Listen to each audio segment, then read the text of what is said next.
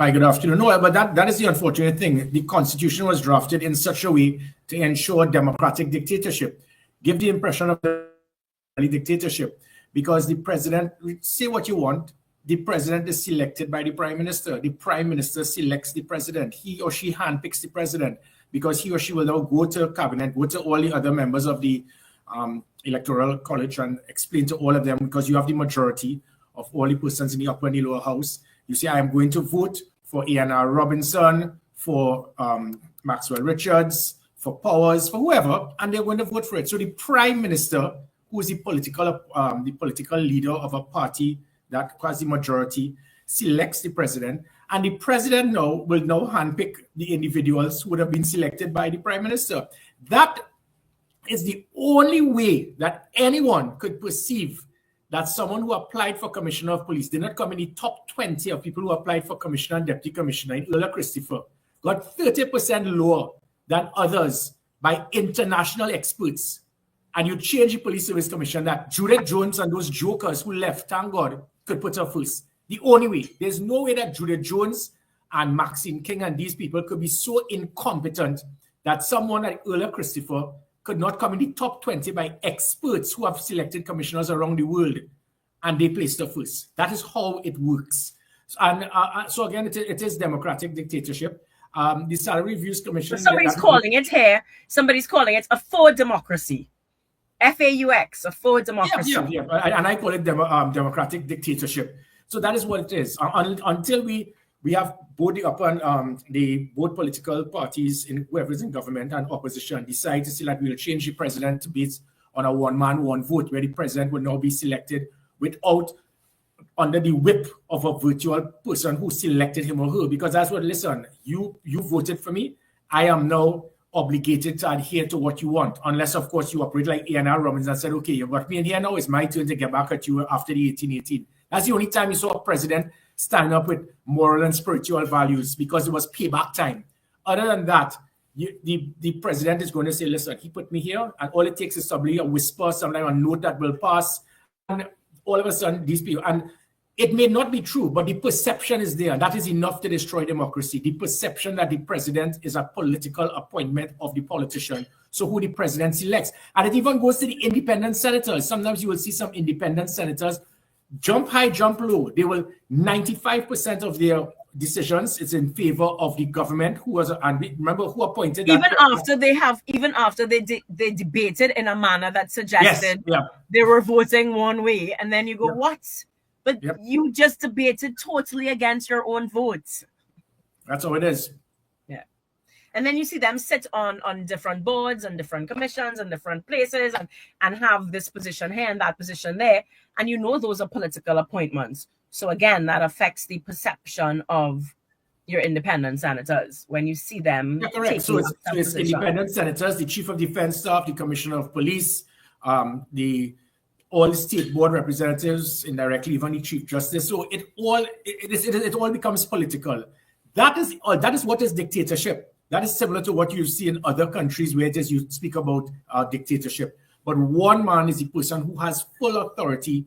So you could appoint a president and say, listen, you know who put you there. So I put you in, I could find a way to get you out. And by the way, I want these people as my independent senators. And I'm not in any way casting anything on the present or past prime minister or the present or past president. But there is that perception. As a police service commissioner, and again, I will double down on it, there's no way that Judith Jones and Maxine King and the other Maxine could be so incompetent. When you look at Earl Christopher's ratings by the qualified experts, the UK experts, when they did it through KPMG when I was selected, and I got my 82% and she got 50%. Her ratings, mock media conference was like 7 out of 15. Roll fit 6 out of 15. Interview 42 out of 100. And these were by experts. You're telling me that in 3 years she just transformed from not coming in the top 20 to come to number 1? No. This obviously had to be some political, and some of the people who she defeated were those who defeated her easily by the experts. So if it was any example to show manipulation of these so-called independent bodies, would be that. Yeah. And we're seeing it because the ratings that you would have gotten. So if you could talk a little bit about that, because there was an article that came out that spoke a little bit about, hold on, I want to make sure and quote the article correctly. So you would have gotten a rating of something like 80%. And, now that, a poll shows that the public is fearful and lack of trust in the TTPS. So there is, I think it's something like 50 something percent or whatever that, the ratings have dropped drastically from when you were the commissioner of police. So it's 80% compared to 59%. No. That was okay. So 80% was for you back then, and then 59 was the TTPS. You were working on getting it up. I think that it was the highest at the time, and now it's the lowest it's ever been. And the poll is saying that the citizens are by and large fearful. They do not trust the TTPS, and I want to. So you have that. We're tying that in. But then I want to also tie in the two cases. And I mean, 2 cases in 1 week really doesn't look good. One would have been, a high-profile extortion case. And I know extortion is a massive issue right now because, one, we want the economy to boom. But now that businesses are trying to boom, it's almost like, well, criminals used to affect the customers, but now the criminals are affecting the customers and the businesses. Businesses are closing. Businesses are afraid to even be successful anymore because now businessmen getting killed if you don't pay this security fees, So you have this high profile case with, I think it's 5 police officers were involved, 7 police officers were involved. Alleged extortion, and then the case collapses. Just a few days after, you now have 5 police officers involved in allegedly taking a bribe to, turn the next, a blind eye or whatever. And that case has now collapsed. So, I mean, you spoke about the Chief Justice, MP Dinesh Rambali would have spoken about, one, there are 2 sides of it. The police officers now do not have an opportunity to clear their name. Correct. So it is an injustice to them. That's right. Because the rest of the country knows their names and they will continue to think that they are rotten and they would not have had an opportunity to mount a defense. But you're now signaling as well that if they were guilty, that, they could get free, that everything has collapsed, the justice system is unworking. And if criminal elements feel as though they cannot get caught and that the justice system is not working, then there's really no incentive to and when I say incentive, I use it in a sort of a negative term, but what is the word, Gary? Give me the word. But when I say incentive, there's no threat hanging over them that you're going to be caught and you're going to be prosecuted and you're going to do time. Yeah, there's no deterrent. There are no consequences. No deterrent, that's the word. Yeah. So take it over. Okay, let me clarify immediately. This must be in no way be seen as it's bad police all of a sudden. That is not the case. These were the same police officers 3 years ago. And the reason I could use that as an example, in the mid-90s, the New York police officers, they were known as pigs. There was lack of trust. So it was seen as probably the worst police in the United States. Within 2 or 3 years, through Rudy Giuliani's different things that he would have done, they turned from being known as pigs to being known as America's finest. And these were the same police officers. When it is that people saw the broken window theory or whatever, but he put systems similar, and I would have piggybacked on what I would have seen of systems to measure performance and make them accountable, utilizing that same model that I do for everything in life: leadership, accountability, management, and measuring performance, that LAMP model. And by doing that, the same police officers that were known as pigs became known as America's finest. The same thing happened here in Trinidad and Tobago. So when I took over as Commissioner of Police, the public trust and confidence was 14%. I realized immediately that for us to transform the police service, I have to build public trust and confidence. Without that, there's no way you could reduce crime. That is impossible because the citizens' trust is critical. There's no such thing as the perfect crime. So you have to find a way to get the citizens to believe in the police, buy into them, understand that they are not above the law. The police, it took immense training. I brought in NYPD train the officers in public service, customer service training, put in systems to measure their performance, make them accountable. To 59% from the lowest ever to the highest ever. Now it's even lower than that. I think it's 8%. And people are now condemning the police service, but it is not. It is the leadership, because the systems we put in place to turn it to 59% was not a Gary Griffith thing. There were specific systems to make them accountable. So crime is a product of opportunity. The greater the deterrent, the less likelihood persons would commit a crime because there's a greater possibility of them being apprehended. It's the same thing with police officers. Let's not fool ourselves to believe that the police service, you're supposed to be immaculate and without any degree of negativity. Police officers come from society. They are citizens who initially citizens that came from a society. They are expected to be at a higher standard, which is why there are checks and balances to ensure that. But if they came from society, it means that you're going to get rogue police officers, regardless of what. No police service in the world will not have rogue police officers. What you have is you put systems to prevent anyone from believing that, hey, I could try to bribe someone for firearms. I could take my vehicle above the speed limit. I could cover a drug block. When you put those things in place, it prevents them from believing they have that opportunity, because the most dangerous thing is to give an ignorant person authority, because they will use it and abuse it. And that is what is happening. The few police officers are now seeing the opportunity to yet again go back to what they were doing before. The few of them involved in criminal activity, controlling drug blocks. We took so many of them away from that. There's a difference between intelligence and evidence. We have intelligence to verify that they are guarding drug blocks. They're using police vehicles to escort criminals. I take them away from that. I send them in somewhere to do admin. You don't want to be polygraphed in Cedrus or wherever because I'm asking you to allow illegal drugs and weapons. Okay, I'll send you to in the middle of Trinidad and Tobago, where there's no water, and put you in behind a desk. All of these people, they put right back in the same positions after I left. So, they know what they were doing. So as it pertains to public trust and confidence, it can turn around. But again, that has to do with to shut down and remove all of these systems. The online reporting was a critical element. That online reporting and the 482 Gary, the average police officer will know if I stop Marsha in a roadblock and I decide to be unprofessional or aggressive with her, next thing I do, she'll call 482 Gary and you're up in the commissioner's office. No police officer would go in public now because they know there is going to be a deterrent.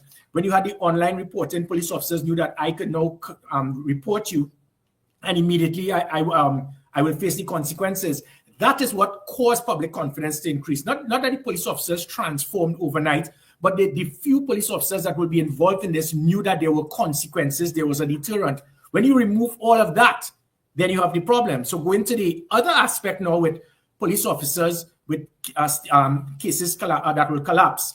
That has been a major avenue that has caused crime because the criminals know, you catch me, you arrest me, you charge me, 90% chance the officers are not going to turn up in court. It took me a year and a half to change that. And police absenteeism moved from a reduction of 83 to 93% in each one of the 9 or 10 divisions. There was actually a special commendation I got from the outgoing Police Service Commission because of that. And how it was done? Simple.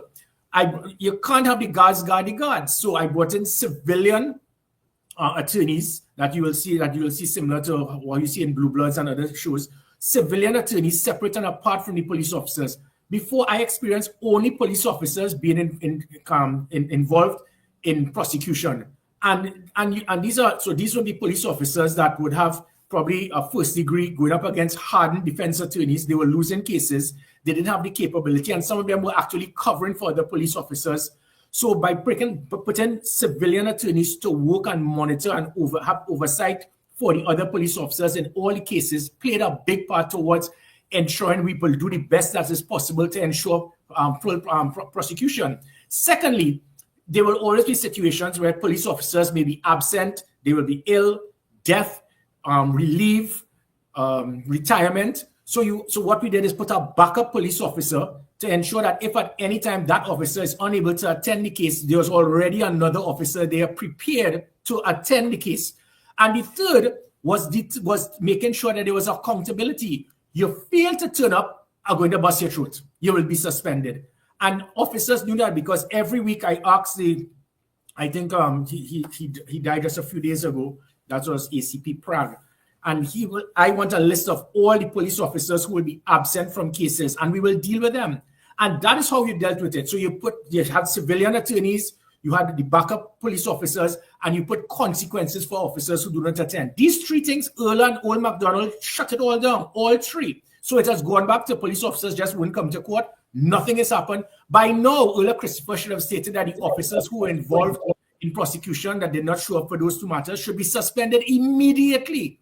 But nothing is going to be done. And that is why I will say that these things are happening, because there are no consequences, there are no deterrents. And because of that, the few rogue officers or corrupt officers or incompetent officers will now come out. It is totally unfair to these 12 officers with this case collapsing, because whether they were guilty or not, the court of public opinion will say you got away based on a technicality, which is unfair to them and their family. It is unfair to the police service, because you should to them, and if they are found guilty, they face the consequences, or clear them to show that the case was null and void in the first place. But when what happened, it shows incompetence at the highest level, and it's nobody else but is to be responsible other than the office of the Commissioner of Police. You said, Gary, earlier, they know what they're doing. I wrote it down because you were saying that there were some officers who, you don't want to take a polygraph, etc., etc., and so you would have moved them. You would take one from Cedros, put them in the middle where there's no water, etc. But when you left, they put them right back there. I don't want to get, you'd have to be careful. I mean, scandal, whatever. But why do you think that they're doing this? It cannot be incompetence. Something was working. You would have moved people away from certain positions, put them behind the desk, etc.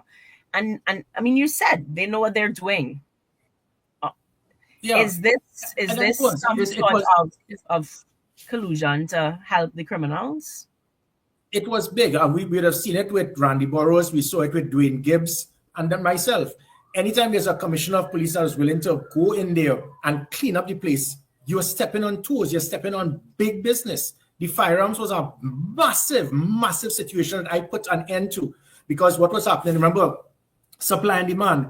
The harder it is for you to get a firearm, the more you're going to pay me. When I opened the market, for want of a better word, to make it easier for persons to get a firearm, you realize, hey, hello, Keith, Fitzy, here what Gary, and foolish politicians took the bait. 3 years of investigations, you can't find one police officer to be charged for anything based on the foolish claims by Stanley John report and the audit. After 3 years, 500,000 police hours used. So there would be police officers that I would have affected in a big way. We had police officers controlling drug blocks. We had police officers using their vehicles to escort transportation contractors without being done through the police service. We had police officers using the police vehicles to be involved in criminal activities. So when I put an end to these things based on intelligence, because people say, well, why didn't I arrest them? There's a difference with information, intelligence, and evidence. When you have the intelligence to verify what they were doing and you shift them, then I have affected big business of these individuals who are accustomed making lots of money outside. The biggest one was overtime. It was a $300 million in overtime corruption. We had a couple of hundred officers working 24 hours a day, 30 days a week, and being signed by corporals, sergeants, superintendents, inspectors.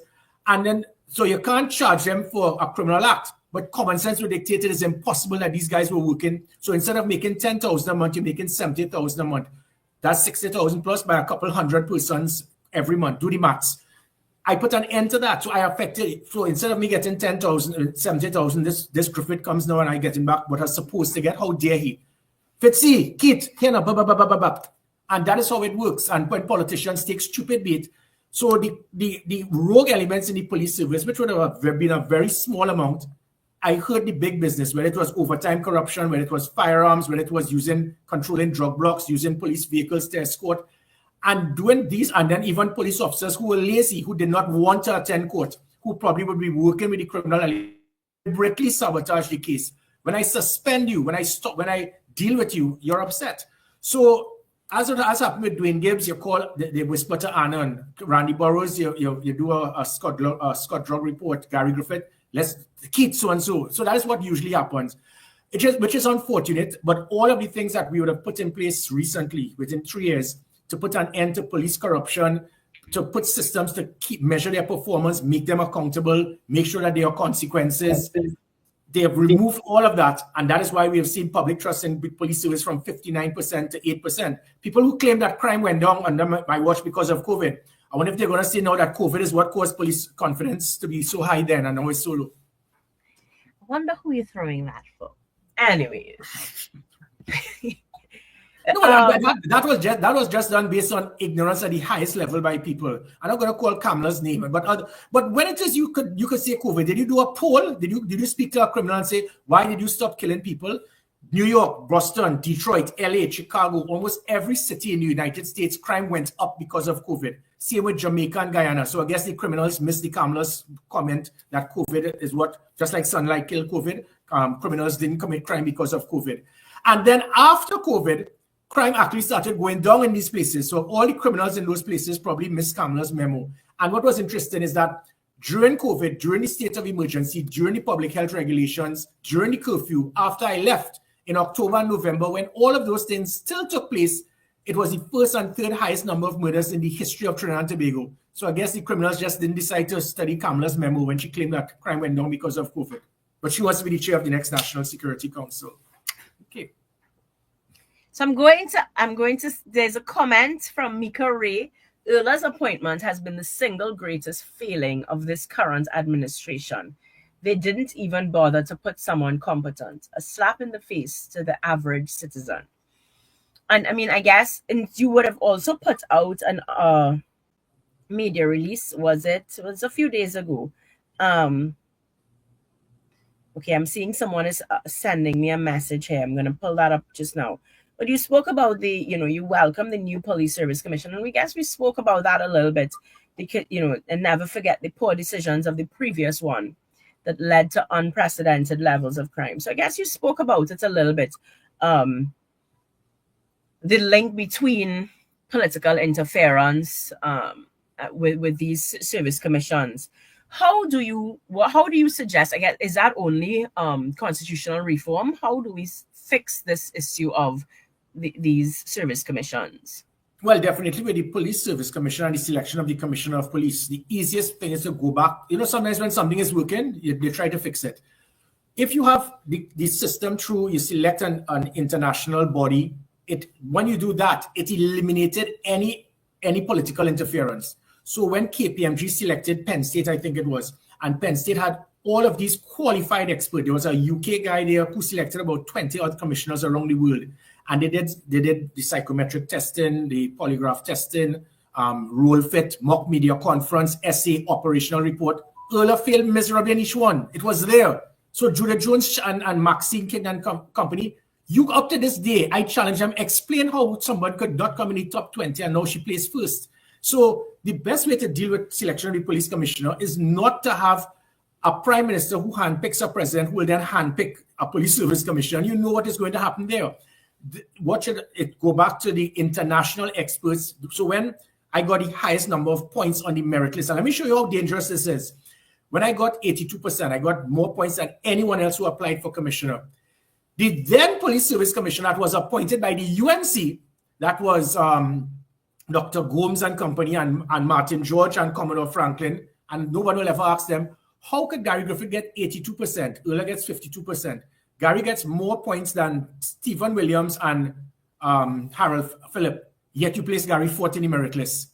That again shows, so the UNC appointed, now remember the UNC didn't vote for Gary Griffith, so I just want to show you the point here. So the UNC did not vote for Gary Griffith as commissioner. The UNC had a previous police service commission who I went through the process with. I get 82% more than everybody else, yet they placed me fourth in the merit list. So it meant that all of the points that would have been done by the qualified experts to say Gary Griffith got the highest, beaten everyone, the police service commission say, okay, yeah, but we'll still put him forward because we feel so.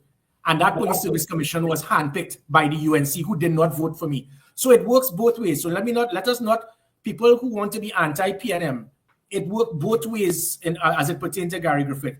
a political party that did not vote for me in parliament handpicked a police service commission that ignored the points to place me fourth. And then you have another political party who had a problem with Gary Griffith because he was staying firm on doing what was right. They decided to change the police service commission, and that police service commission wouldn't put Gary in the top 3, even though the people who came first, second, and third, he beat by over 20% by the qualified experts before. So the only way to do it is to go back to the international experts, and when they select it, the police service commission must not have the opportunity to do what Dr. Gomes and Martin George and Commodore Franklin did, was to say, I'm going to ignore the points and just put who I feel based on my own curry favor perception that I don't care if the international experts said Gary should be highest, I'm going to put him fourth. That is the best way to find the best person for the job. Yeah, well, I guess that depends on people doing the right thing, doing their jobs properly. So we have good evening, Marsha Walker, Sheldon Roach. Good evening to Sheldon. Nigel Marcus, we all know what the problems are, and we know our current administration is very comfortable with the situation as it is. So how can the situation change if all opposing voices are not willing to work for betterment? Don't answer that just yet, because that's kind of getting into your role as NTA political leader rather than former commissioner of police. And there's a question that's coming from the audience. Can you ask Mr. Griffith, what is his view on absorption of SRPs in the regular TTPS of police officer, especially those of us who are qualified professionals, example, attorneys at law?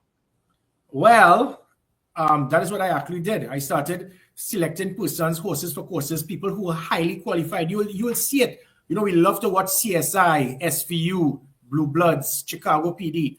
You will see persons who look like they cannot hold a weapon. They're totally lost as it pertains to operations, like Erla, but that's our next story. But because they are highly qualified in forensics, in DNA testing, in legal aspects, in human resource, you turn them into SRPs. And because you have these experts now who may not fit the bill of going on the beat and arresting persons and being able to shoot at the drop of a pin. But they have that expertise, so you turn them into SRPs to assist the other police officers. I started doing that. And then there were about 1,000 that I already packaged to have them absorbed into the police service. That was there. It was going to take place within 6 months before my departure. And it was shelved again. Because my concept is we have people who are SRPs for 10, 12 years who have proven their worth and they're remaining as constables.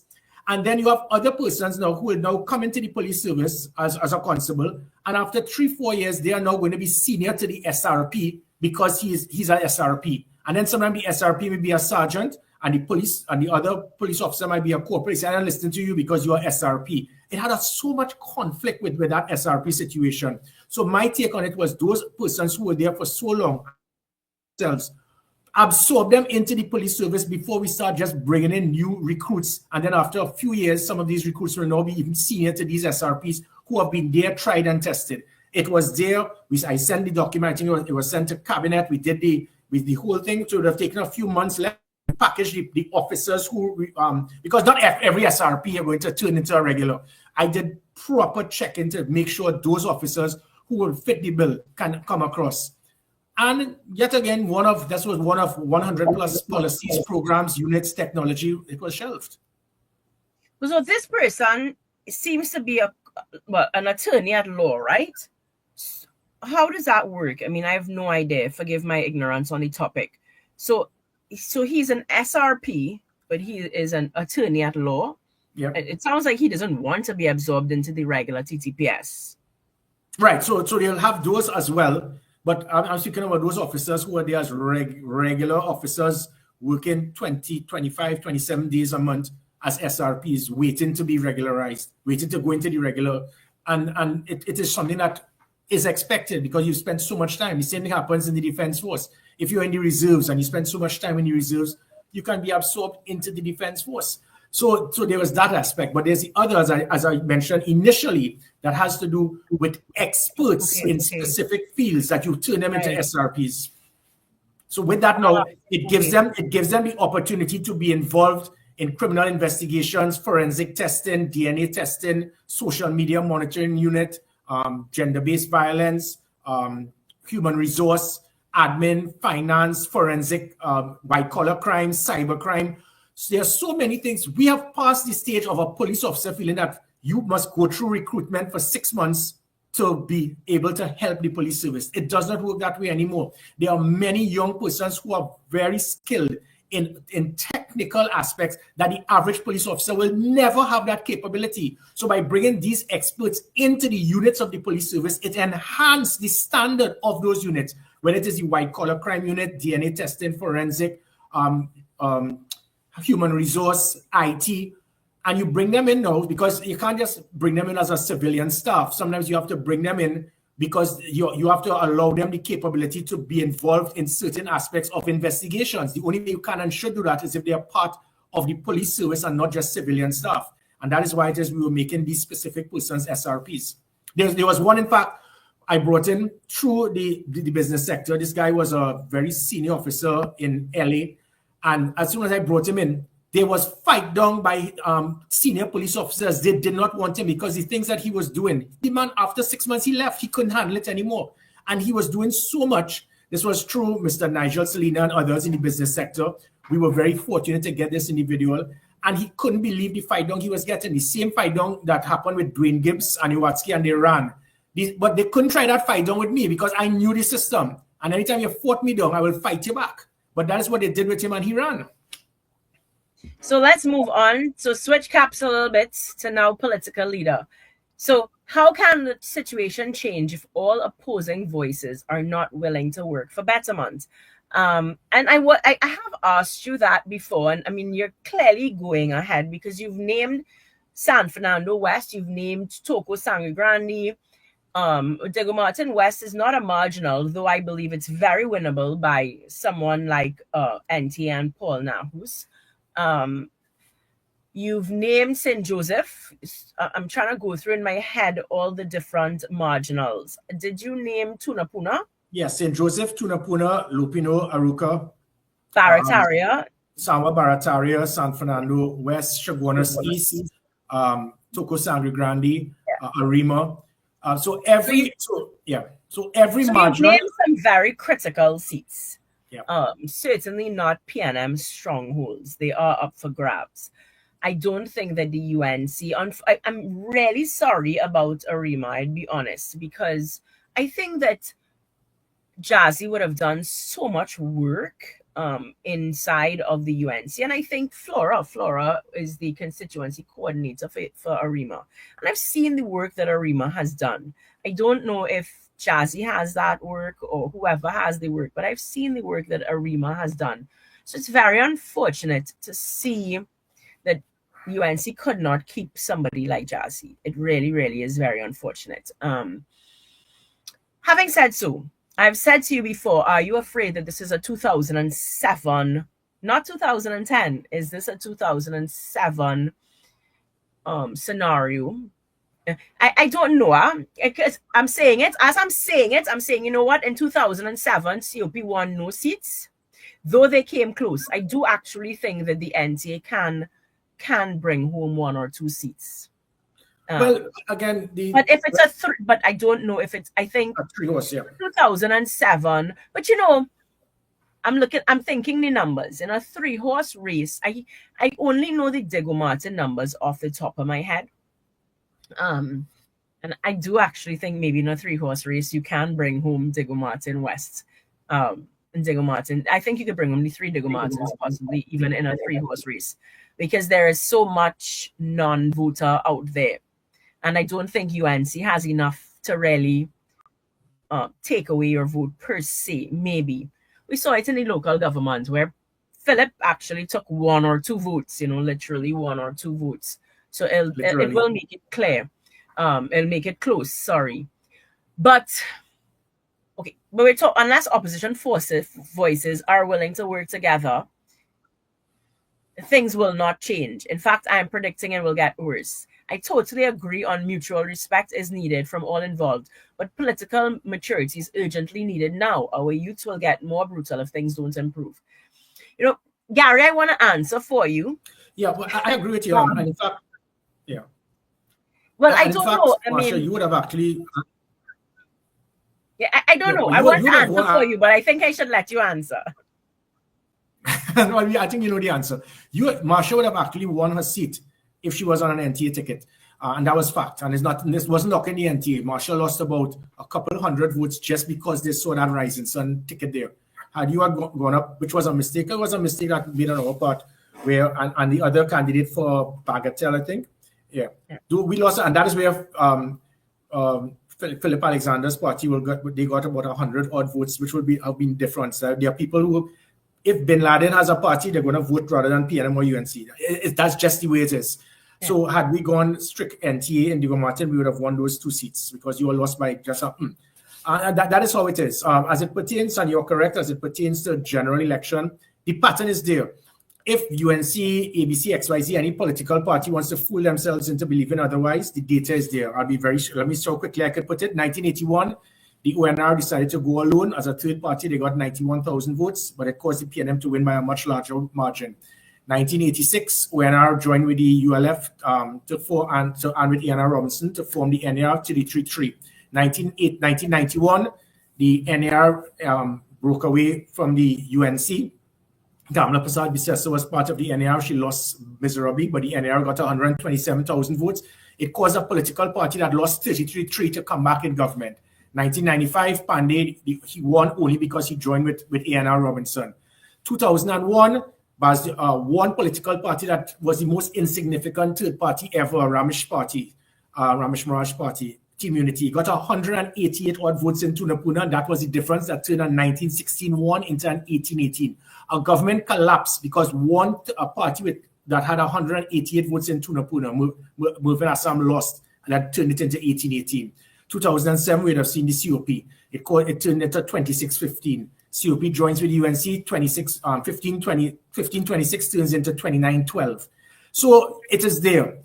The UNC has never won an election on its own in a 3-horse race in 36 years. 36 years you have been as a political party. You have never won any election on your own in a 3-horse race.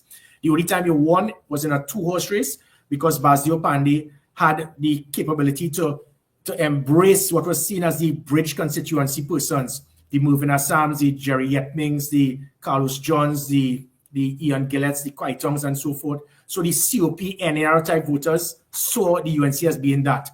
The UNC is nothing like that right now. So I'm not here. UNC can decide what they want. I'm not here to, this party is not here to help to get somebody in government.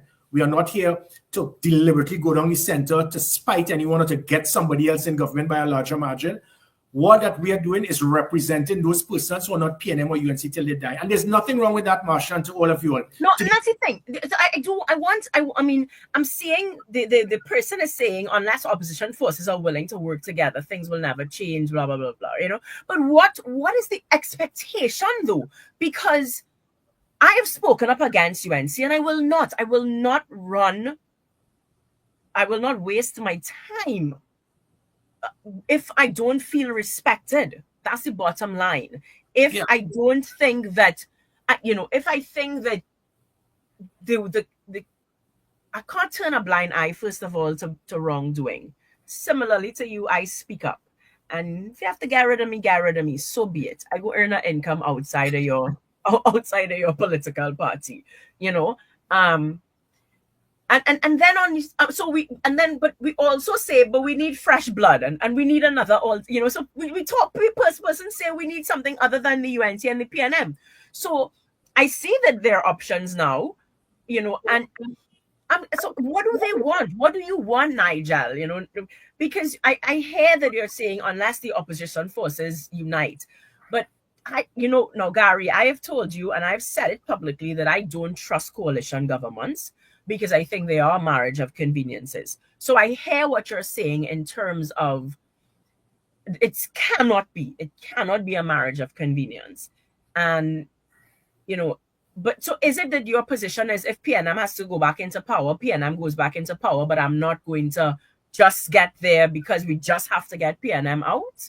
Yeah, definitely. I'm not going to sell my soul. I think that was the problem with the Congress of the People in 2010. We sold out. We didn't stand firm. And that is what caused a political party that had 147,000 to probably have just a few hundred now. and that is unfortunate. I am not going to do it. Likewise, I'm not going to be ignorant and obnoxious. I do understand and have to respect the value of other political parties, but don't expect that you're going to have anything known as political domestic violence. You're not going to go in on a platform. I lost 25 odd pounds walking with more UNC candidates in local government than my own NTA candidates to help them. And then 3 months later, you will go on a political platform. Who are you? What you bring to the table? You are a failure. Leave Jolene John alone. This is not Winston Dukaran. This is not Prakash. I'm not going to accept that, because if you treat me like that, that means you're going to treat my Bridge constituency like that. Having said that, people will make mistakes. Whether it is somebody drafted the speech for you and you didn't care about it, I would hope that she being a member of the NAR before, you will understand and respect the Bridge constituency. Stop referring to us, whether you refer to us as knife and fork, the middle income, the whatever. We are a body that we are not PNM or UNC till you die. And again, there's nothing wrong with that. 200,000 regardless. No, there is something wrong with that. I'm sorry. Maybe it's because you're a political leader. I don't know, but there is something wrong with that, because growth happens through change. If we remain stagnant and if we are, that has to be the worst mentality, to have new information in front of you and say, I'm not going to change. I'm this till I die. You cannot make such a vow. Oh my goodness. Well, no, I agree. When I said nothing wrong with that, is that they will not change. Just Marsha, they are. I'm fine. I hear you that they will not change. So the strategy on trying to get PNM, they will not change. I used to say that. I'm Diego Martin West. So more than anybody, I understand the Bridge constituency. And I have said when people say to me, you think you could get PNM? I say, I don't need to. You don't understand the numbers. 7,000 people vote for Rowley, 10 on his good day out of 29,000. There are 19,000 votes that I do not need to convert. They are not PNM people. 19,000. UNC could take 3,000, and there is still 16,000 available for NTA. So if you ask me, I think Diego Martins are the ones that could very well, and I've said it.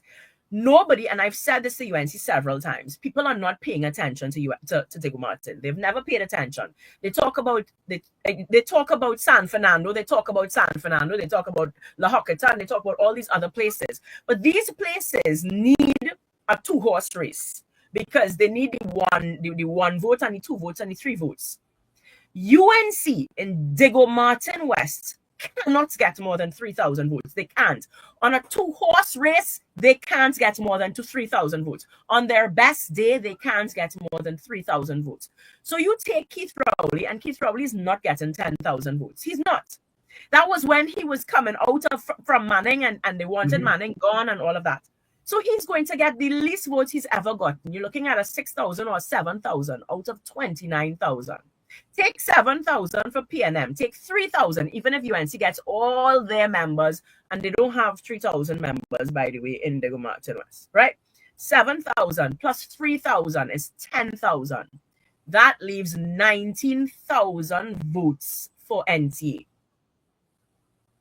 So that's a 3-horse race. And Diego Martin Central has similar numbers. Diego Martin Northeast has similar numbers. So I am saying, I think that the UNC could very well find themselves in a position where, even if they think they put in 41 candidates, you guys could very well take home a Diego Martin. Well, yeah, it will lift the possibility for the NTA if they go alone than with the UNC. But there's always that.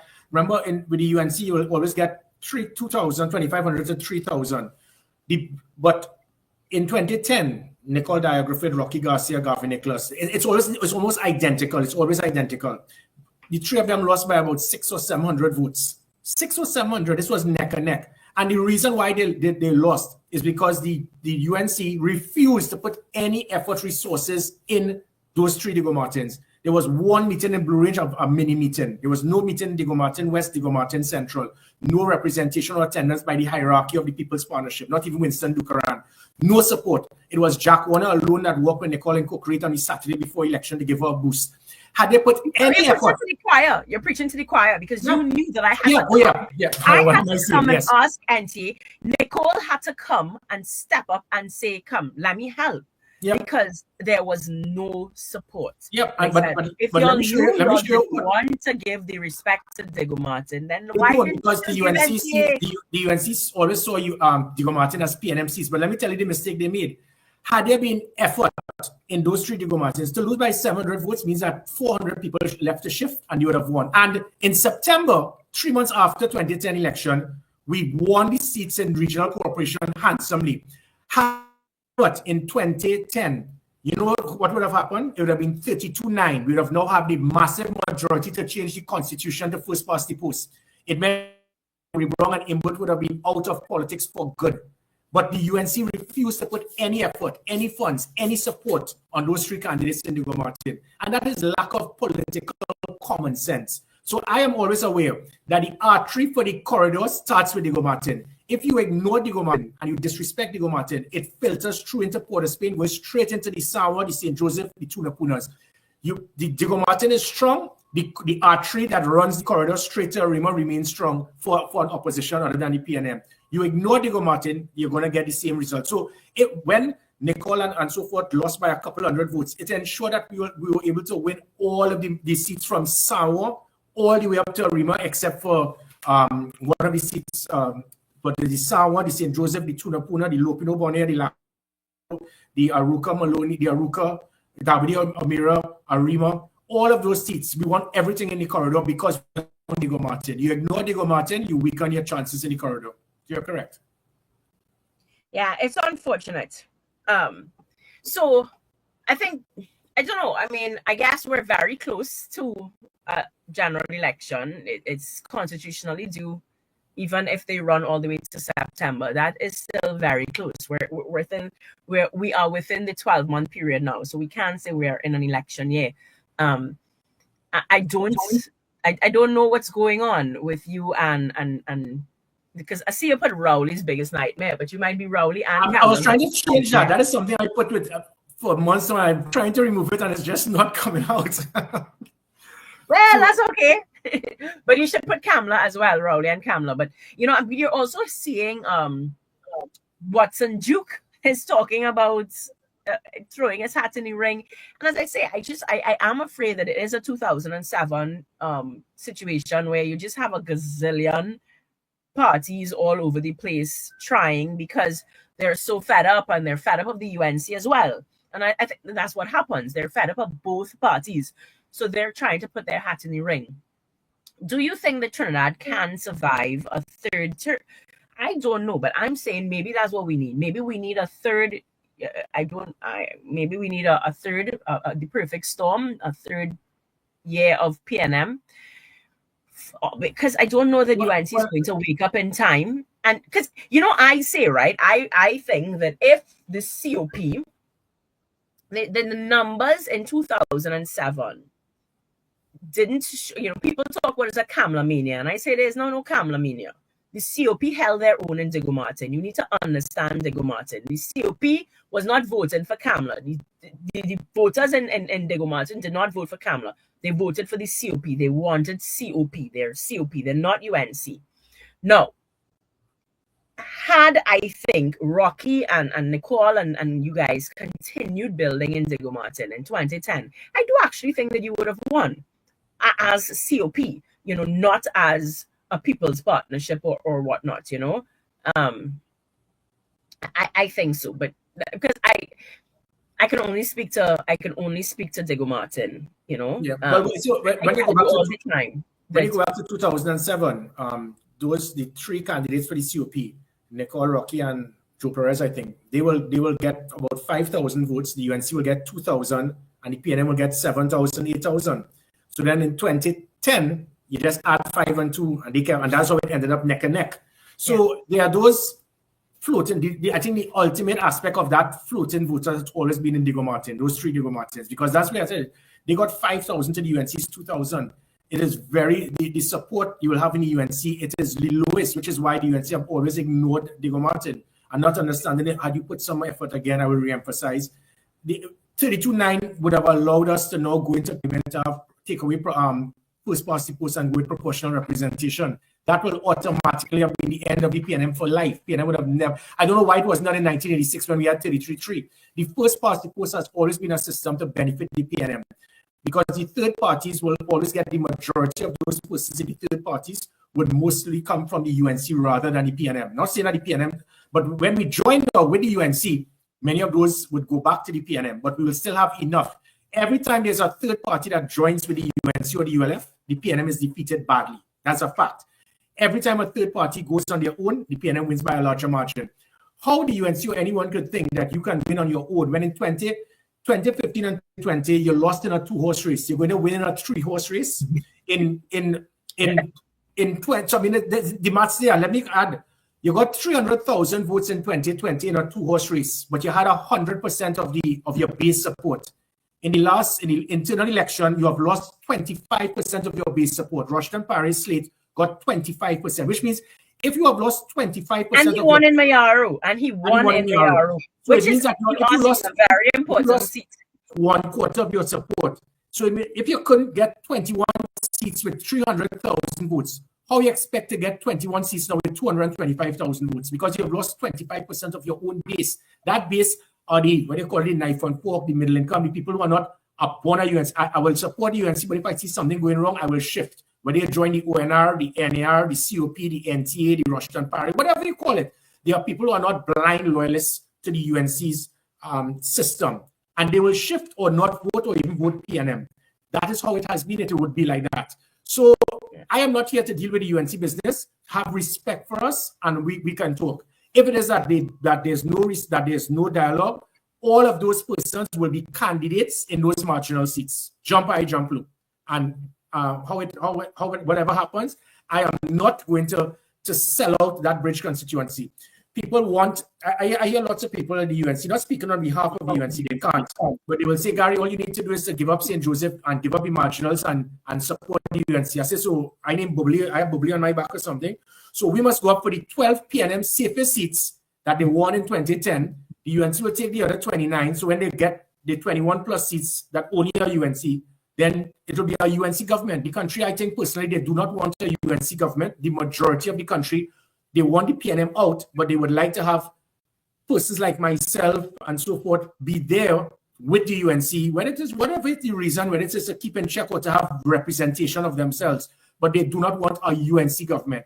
Asking me to step down and you will take all the marginals plus the 19 that you have, my mother didn't make a fool. I know what that means is that you want us to go up for the PNM seats and be cosmetic to lure the floating voters to vote for your candidates and all the marginals so that you could have a UNC government.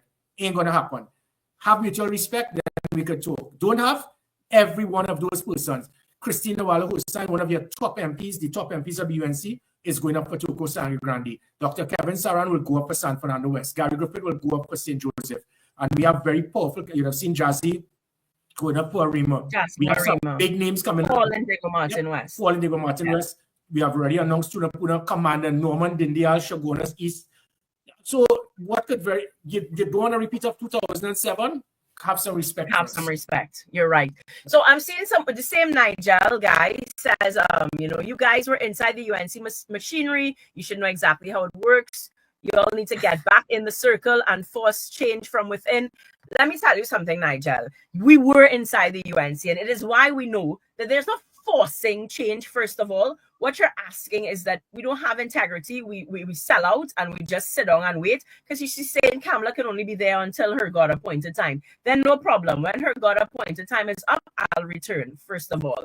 Gary, my husband just said, hi, pretty girl. He's watching, so I need to take some time and say hi. But let me tell you something. For the last few weeks, let me sell him out on TV too. For the last few weeks, he walking, he can't watch my show. But he's a Gary Griffith fan. So I want to know if it's really hi, pretty girl you're watching, or if you like Gary. He's always a Gary understands security. He's into security. So, Gary understands security. And then you talk numbers. So I think men who are into numbers, he's a technically minded person. So, all those numbers and stuff, he likes. Yeah. So, Mr. Walker, catch you. I ain't feel you watching because of your pretty girl. I think you're watching because who are interviewing. And your brother can't watch. He can't watch now because he's actually playing cricket from a team in the operator side. So he's the Gary Griffith's team now for all out in the operator side. So are you leaving to go play cricket? No, I'm actually abroad. So that's why we're in camouflage before the police decided. Because I was actually wondering how that worked out. I thought it's in my mind. We are one of about 8 countries in the How world. you bring that in the country? Yeah, we are one of about 8 countries in the world that have that outdated law. We are the only country in the world, the only one out of 200 plus Even countries pink camouflage. that if pink camouflage is a crime, that a yellow camouflage toy is a crime. Yeah. That's so anyway, so someone is asking, what is the NTA chances of winning any seats without joining forces with the UNC? Gary, off the top of your head, how many seats did the COP win in 2010? The COP, they won 6 seats. The seats that they won would have been St. Augustine. You don't need to name it, but they won seats. So it wasn't just a matter of they didn't win. No, they got 6 seats. St. Augustine, Arima, San Fernando West, Puna, Lupino, Bonnier, Darby O'Meara. But that was in a 2-horse race. Correct. In 2007, they didn't win any seats, though they came very close. And was that a 2-horse race, or was that? No, 2007 was a 3-horse race. We got many silver medals. I got one as well. I was one of those. Yes, I remember. silver medals. Okay, all right. So but you want to answer? I do see that Nairi is on. So I want to make sure and respect her time and kick you out. Yeah, I'm gone. But you can answer. What is the NTA chances? But anyway, you just answered. You said, you know what? At the end of the day, you are going to do what you have to do for the nation.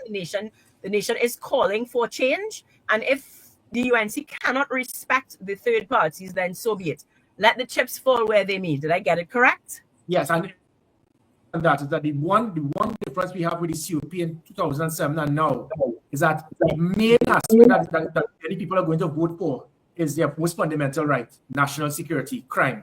Yeah. I think even the most diehard PNO UNC supporter would have understood that what I would have done as Minister and Commissioner of Police, we can bring this back. So whereas the UNC continues to pump that we will make Trinidad and Tobago safe, everything that the UNC speaks about is what I would have done as Minister of National Security, everything. So whether you call it the damning vessels, the Emergency Response Patrol, the Rapid Response Unit, the National Operations Center, the National Security Special Operation Group, everything was under my watch. So what they're blowing the trumpet is Gary Griffith. So if that is going to be the main avenue, Trinidad and Tobago, you want to make Trinidad and Tobago safe again? Vote NTA. Our talk there, Nairi. Very good. Thank you. Very well. All the best. Take care. Thank you very much, Gary.